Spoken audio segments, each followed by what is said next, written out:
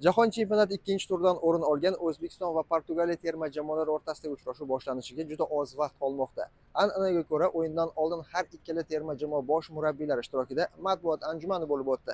Dastlab Portugaliya terma jamoa yetakchilaridan biri Joao Cancelo va jamoa bosh murabbiyi Roberto Martins jurnalistlarning savollariga javob qaytardi. Bu jamoa Kongo terma jamoasidan mutlaqo farq qiladi. Kongo ko'proq jismoniy kurashga tayanadigan jamoa edi. O'zbekiston esa juda yaxshi tashkil etilgan. Hujum chizig'ida juda tezkor futbolchilarga ega jamoa. Men Al-Hilol safida O'zbekiston jamoalarini ko'rganman va ularga qarshi o'ynaganman. Ularning futboli rivojlanib bormoqda. Bu qiyin o'yin bo'ladi. Jahon chempionatida guruh bosqich 3 ta o'yindan iborat. Biz uchun hech narsa o'zgarmaydi.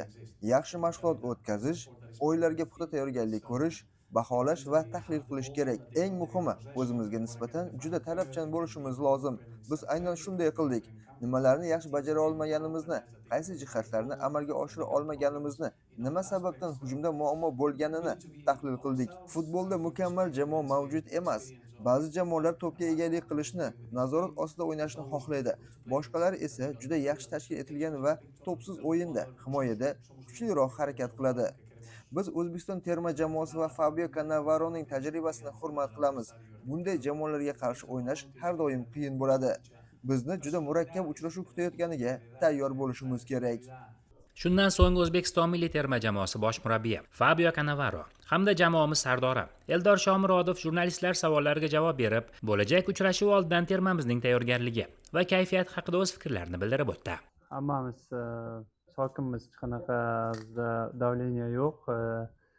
O'shaning uchun ham ertaga Portugaliyaga qaraganda bizga osonroq bo'ladi deb o'ylayman, chunki ular ko'proq yutishga harakat qilishadi. Bizda esa ajoyib jamoa shakllangan.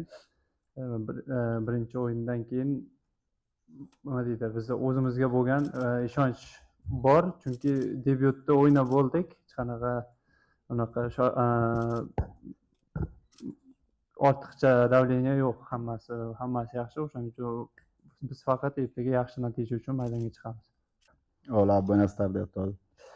Raqibimiz jahon chempionatidagi eng kuchli jamoalardan biri hisoblanadi.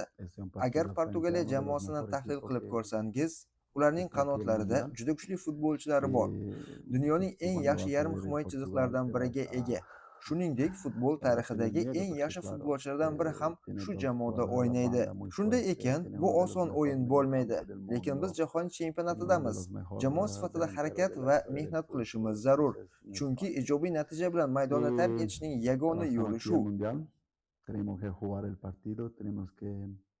Endi boshidan kelganimizda jahon chempionatiga o'sha murabbiy ham ko'p bor aytib o'tdi, bizda hech qanaqa davleniya yo'q.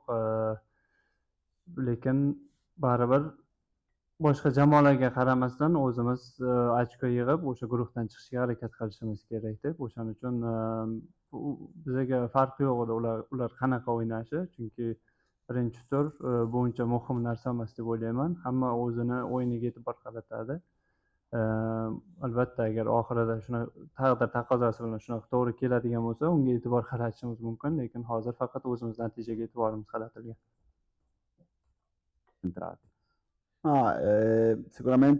Biz Portugaliyaning futbol falsafasini o'rganishga harakat qildik. Ular doimo to'p nazorati orqali o'yinni boshqarishni yoqtirishadi. Shuningdek, uchrashuvni juda faol boshlashga intilishlarini ham bilamiz. Chunki imkon qadar tezroq o'yinni o'z foydasiga burishni, himoyani yorib o'tishni istashadi. Shundan kelib chiqib, biz ham bunga tayyorgarlik ko'rdik deb o'ylayman. O'z rejamiz va strategiyamiz bor. Maydonda aynan o'z o'yinimizni namoyish etishga harakat qilamiz. Futbol shunday o'yin.